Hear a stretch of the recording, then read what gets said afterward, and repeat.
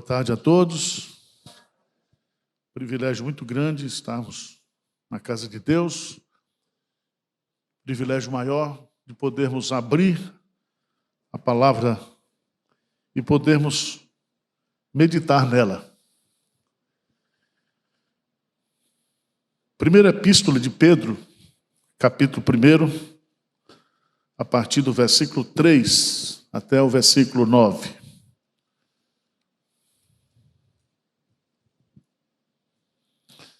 Primeira epístola de Pedro,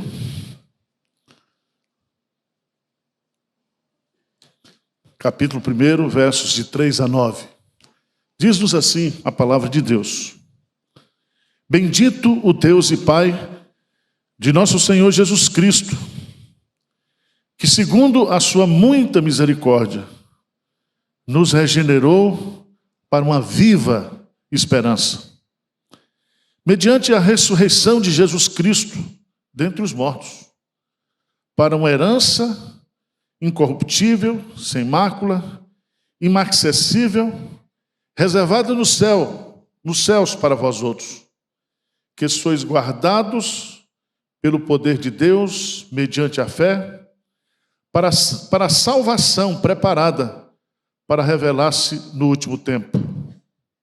Nisso, exultais, embora no presente, por breve tempo, se necessário, sejais contristados por várias provações, para que, uma vez confirmada o valor da vossa fé, muito mais preciosa do que o ouro perecível, mesmo apurado por fogo, redunde em louvor, glória e honra na revelação de Jesus Cristo, a quem não havendo visto há mais, no qual não vendo agora, mas crendo, exultais com alegria indizível e cheia de glória, obtendo o fim da vossa fé, a salvação da vossa alma.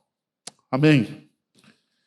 Eu quero meditar com vocês, à luz desse texto, sobre o tema Viva a Esperança. Viva a esperança. Ninguém consegue, irmãos, sobreviver sem esperança. Os especialistas afirmam que uma pessoa pode viver 40 dias sem alimento, 3 dias sem água, 8 minutos sem ar, mas nem 1 minuto sem esperança. A palavra de Deus diz que nós somos o povo da esperança. O profeta Zacarias diz que a igreja, que o povo de Deus, nós somos escravos da esperança. A grande luta que a gente tem é que quando a gente olha para as circunstâncias da vida, para o sofrimento,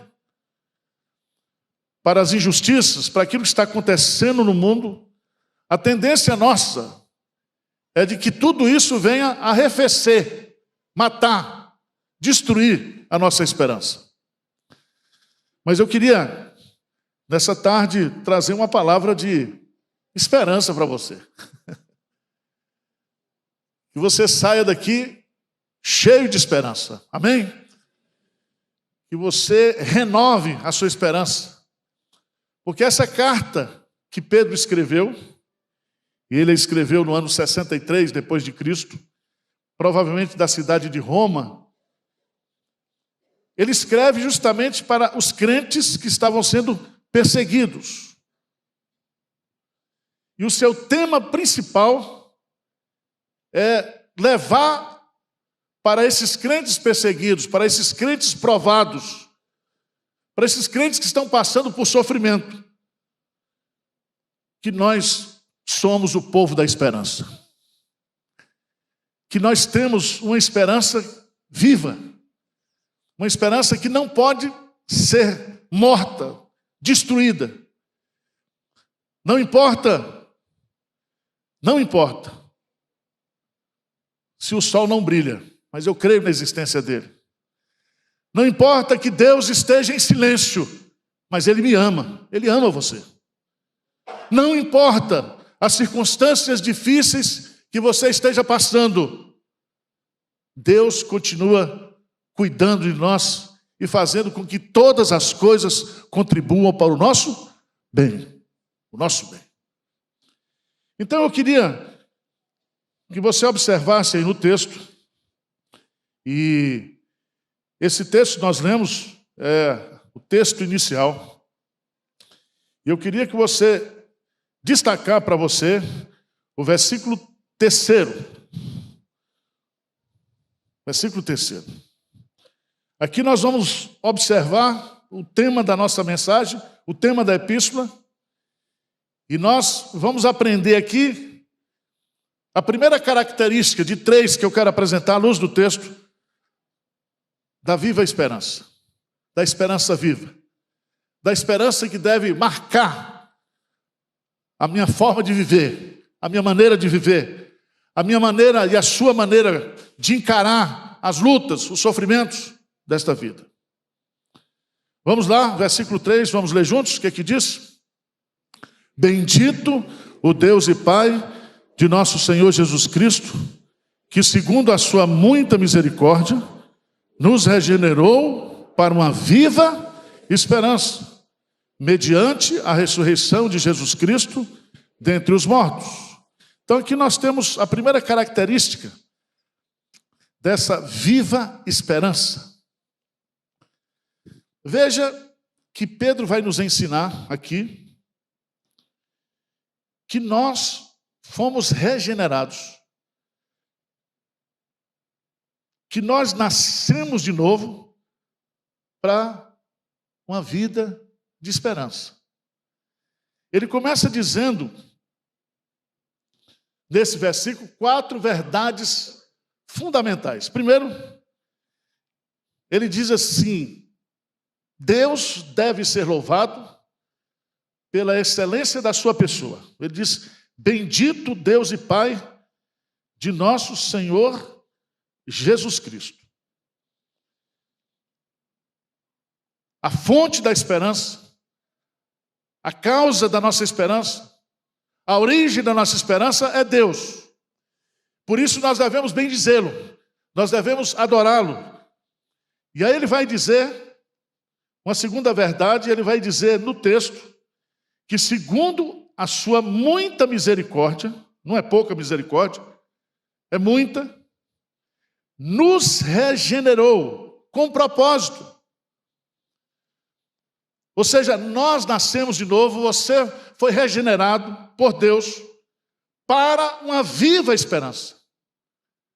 E é tão interessante essa verdade aqui. É como se Deus, ao nos ressuscitar espiritualmente, ele dissesse assim: eu estou ressuscitando você para que você viva uma vida cheia de esperança. Mas é muito interessante no texto, porque ele usa a expressão nos regenerou para uma viva esperança. Viva. E o que Pedro está querendo colocar aqui? O que significa essa viva esperança? E a ideia aqui no grego é que trata-se de uma esperança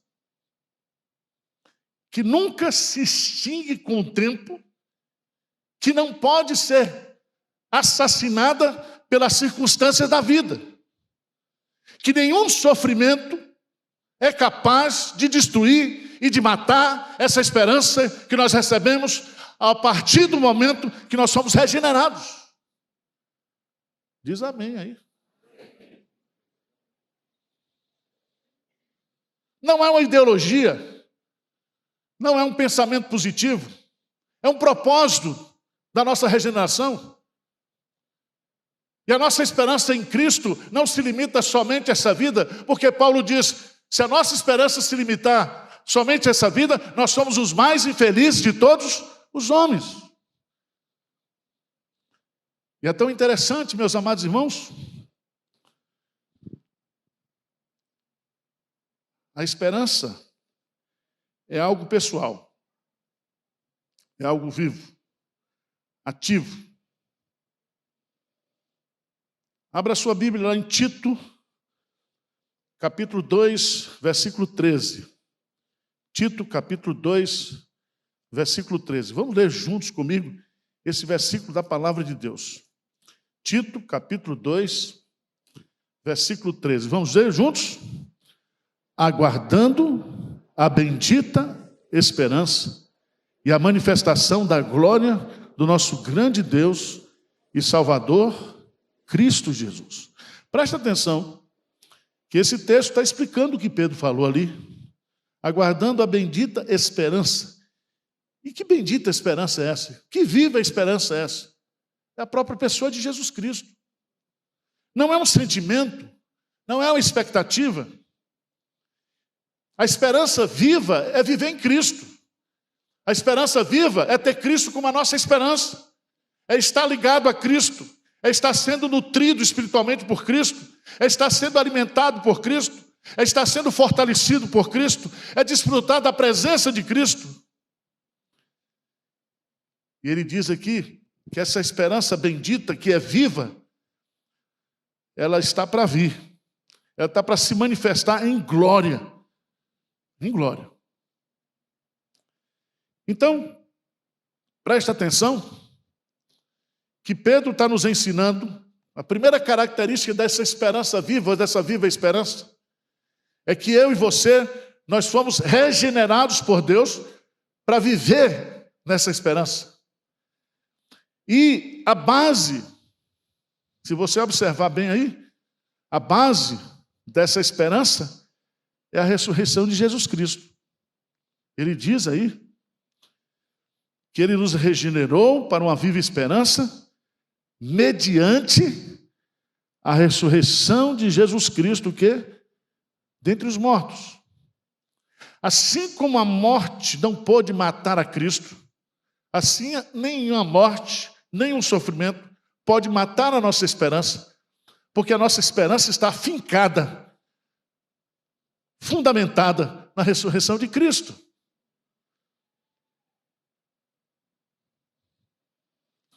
Sem a ressurreição de Cristo, não haveria justificação, não haveria regeneração, não haveria salvação. Eu quero chamar a sua atenção para o versículo 4, porque ele vai nos ensinar algo preciosíssimo aqui, no versículo 4. Essa viva esperança, ela vem acompanhada de uma herança eterna. Presta atenção, a partir do momento que eu fui regenerado para viver uma vida de esperança, essa esperança que se fundamenta na ressurreição de Cristo, essa esperança é uma herança que eu começo a desfrutar aqui na terra, mas que eu irei desfrutar plenamente no céu. E veja que essa esperança, ela tem três características. Três características. Veja aí. Ela é incorruptível, ou algo que não perece, não apodrece, não se deteriora. Segundo, ela é imaculável, puríssima, absolutamente limpa, isenta de sujeira ou contaminação. Terceira característica, ela é inacessível, algo que não murcha, não se desvanece e não pode ser o quê? Extinta. Meu irmão, se você está passando por lutas, por sofrimento, por provações, Pedro está dizendo para mim e para você nessa tarde que nós nascemos de novo, nós somos crentes, nós somos filhos de Deus, para vivermos em viva esperança. Amém? Não há nada que possa destruir essa esperança que é Jesus Cristo, essa esperança que traz no seu bojo uma herança incorruptível, um peso de glória, que não pode ser comparado com as pequenas aflições e sofrimentos que nós passamos aqui na vida. Então, a primeira característica da viva esperança é que nós nascemos para ela. Nascemos para ela. Segundo lugar, versículo 5, a segunda característica dessa viva esperança, versos 3 e 4, nós nascemos para ela. Versículo 5, olha que coisa linda que Pedro vai colocar aqui. Versículo 5, vamos ler juntos? Que sois guardados pelo poder de Deus, mediante a fé, para a salvação preparada para revelar-se no último tempo. Nós nascemos para a esperança e nós somos guardados, protegidos por Deus, com o objetivo de permanecermos nessa esperança. Essa esperança não pode ser tirada, ela não pode ser roubada, porque Deus, sobrenaturalmente, Ele nos protege, Ele nos guarda. Amém? Ninguém pode tirar Cristo de nós, ninguém pode nos afastar do amor de Deus que está em Cristo Jesus. Nenhuma criatura, nenhum problema, nenhuma luta, nem a morte, nem Satanás, ninguém poderá nos separar e nos roubar essa esperança.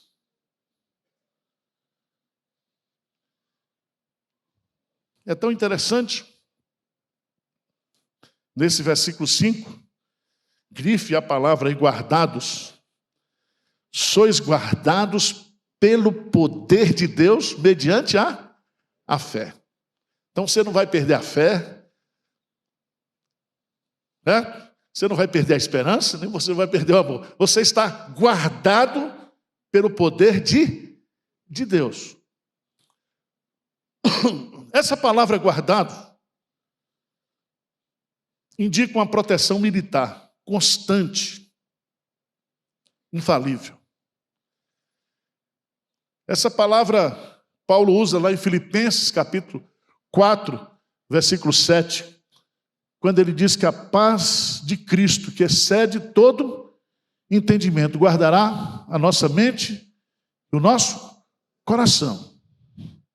É como se Deus, Ele colocasse uma campana, uma companhia de soldados, e fizesse uma vigilância na minha vida e na sua vida, na minha caminhada cristã, de tal maneira que ninguém vai tirar de nós essa viva esperança. Pela fé, somos guardados pelo poder de Deus. Aquele que nasceu de Deus, Deus o guarda, e o maligno não lhe toca. Deus é o guarda fiel do seu povo em toda e qualquer circunstância. Vocês estão entendendo ou não? Não importa o que esteja acontecendo de provação, de luta na sua vida. Se você é de Deus, você nasceu na esperança, você nasceu para a esperança, e você é guardado nessa vida pela fé, mediante o poder de Deus, para não perder essa esperança. Mas em terceiro lugar, terceira característica, veja aí, a partir do versículo 6. Versículo 6. Nascidos para a esperança, 3 e 4. Guardados para a esperança, versículo 5. Versos 6 a 9. Nós vamos aprender a viver. Viver a esperança. E Pedro vai colocar no versículo 6, o que ele diz aí? Nisso, bem forte comigo, né? Nisso exultai, presente. Embora no presente, por breve tempo, se necessário, sejais contristados por várias provações, para que uma vez confirmado o valor da vossa fé, muito mais preciosa do que ouro perecível, mesmo apurado por fogo, redunde em louvor, glória e honra na revelação de Jesus Cristo. Preste atenção que Pedro está escrevendo para irmãos, para crentes que estão passando por provações, perseguição do Império Romano.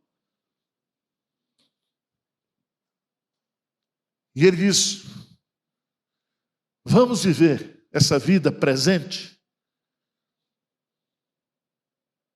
com esperança.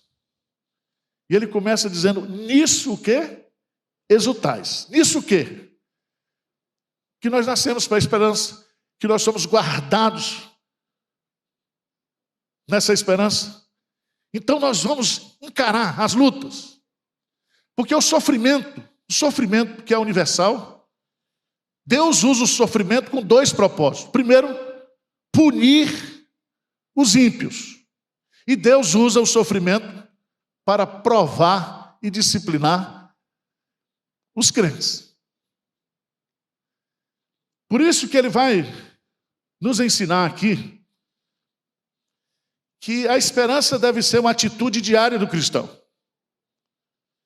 E a melhor maneira de desfrutarmos a viva esperança é por meio das provações. Presta atenção, a escola da vida do cristão é a escola da provação. E a provação faz com que essa esperança, ela se evidencie. Vocês estão entendendo ou não? O raciocínio dele. Pedro é lógico, ele está dizendo assim: como é que essa viva esperança, ela se manifesta na minha vida? Qual é o valor prático, existencial dessa esperança? É a maneira como nós enfrentamos as nossas provações.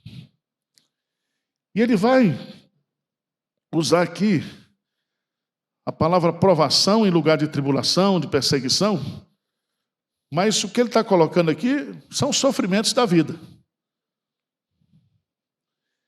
E ele vai colocar aqui 5 lições importantes sobre as provações. Veja aí, vamos para o texto. Ele diz: nisso exultai, versículo 6, embora no presente, por breve tempo, se necessário, sejais contristados por várias o quê? Provações. Então as provações, elas são variadas. O que significa aqui? Todo tipo de provação. Se é aprovado em casa, se é aprovado no trabalho, se é aprovado da igreja. Quando você não está sendo provado na sua casa, você está sendo provado em alguma área da sua vida. Vem provação na vida do crente, na saúde do crente, na vida financeira do crente, nos relacionamentos do crente. O crente vive debaixo de provação. Sabia disso? Quando você está dentro de uma provação, aí você sai. Aí você entra de novo. Você está entendendo? A vida cristã é uma vida provada. E, além de serem variadas as provações elas são passageiras. Embora no presente, por breve o quê? Tempo. Breve tempo. Aqui há 2 sentidos. Porque breve tempo aqui significa o tempo da nossa vida aqui na Terra. Me diga uma coisa, faz essa conta aí. Você vai viver quantos anos? 90?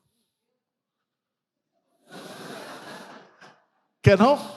80, 70, 70 anos. O que significa 70 anos comparado com a eternidade? Nada. Então, tudo que nós sofremos nessa vida é sofrimento por breve tempo.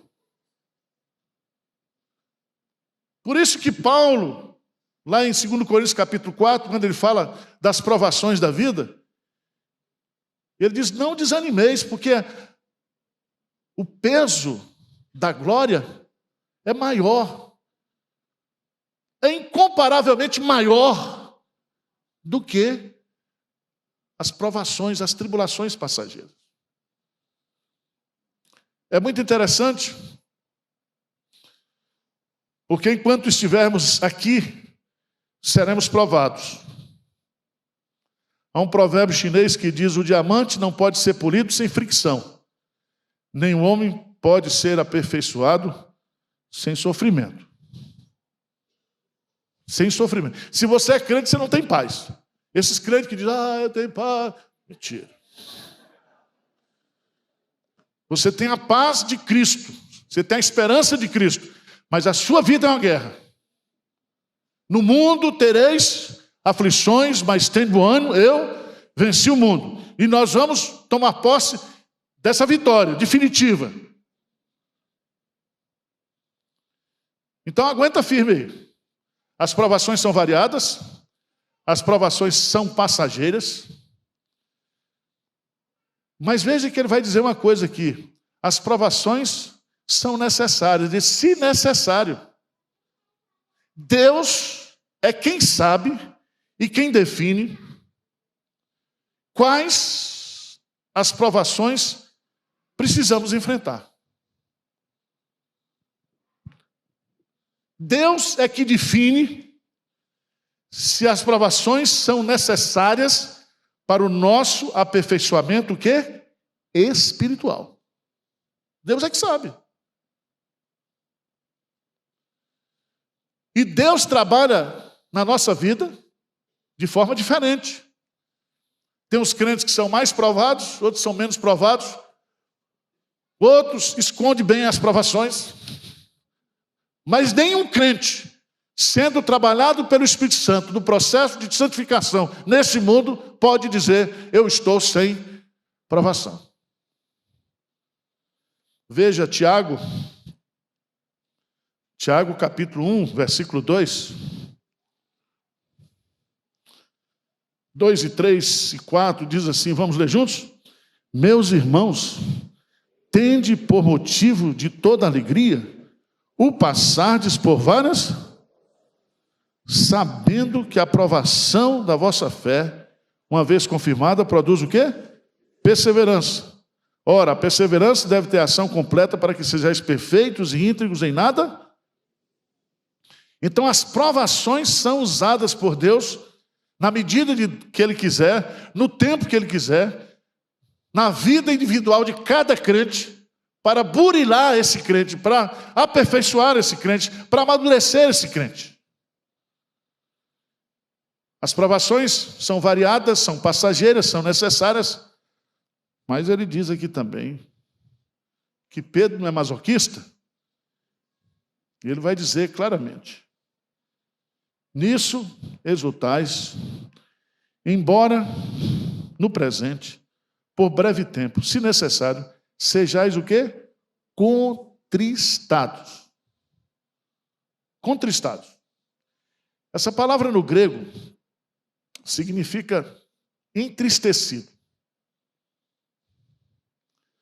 Essa palavra significa que as provações, elas causam dor aguda e profunda tristeza no nosso coração. Veja lá, por favor, em Mateus capítulo 26, versículo 37. Mateus 26, 37.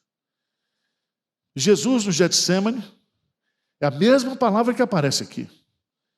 E levando consigo a Pedro e aos 2 filhos de Zebedeu, começou ao quê? A entristecer-se e a angustiar-se. E aqui eu quero que você entenda que a humanidade de Jesus era perfeita, é sem pecado. E aí ele passa por um momento de provação, que ele transpira suor e sangue, é uma luta, é uma dor tremenda, é uma tristeza aguda, agonizante. Irmãos, somente a viva esperança pode nos ajudar nos momentos difíceis, como, por exemplo, a morte de uma pessoa querida. Nós oramos hoje aqui pelas famílias que perderam os seus entes queridos sexta-feira naquele acidente. Como está sendo hoje o Dia dos Pais na casa dessas famílias? E ali, muitos daqueles que morreram eram cristãos, eram crentes. A gente não explica porque acontece uma fatalidade desse tamanho. Deus tem os seus propósitos, tem os seus planos. E é tão interessante que a gente olha para a vida da igreja hoje, a gente vê muitas famílias passando por provações de enfermidade, luta contra câncer. Essa semana mesmo nós enterramos a Sara. Uma luta terrível. E o esposo dela está na mesma situação. E eu fico, Senhor, mas por que isso? Para que isso? É um sofrimento agonizante, é um sofrimento dolorido, é um sofrimento que a gente se vê diante deles sem poder nenhum, sem solução nenhuma. E o que Pedro está dizendo aqui é que isso passa. 1 Tessalonicenses, capítulo 4, versículo 13. Leiam comigo, irmãos, esse versículo. 1 Tessalonicenses 4, 13. Vamos ler bem forte, bem bonito esse versículo. O que diz? Não queremos, porém, irmãos, que sejais ignorantes com respeito aos que dormem, para não vos entristecerdes como os demais, que não têm o quê? Esperança. Nós temos a esperança, e somente a esperança viva faz a gente passar, enfrentar esses momentos difíceis, incompreensíveis. Tudo posso naquele que me fortalece.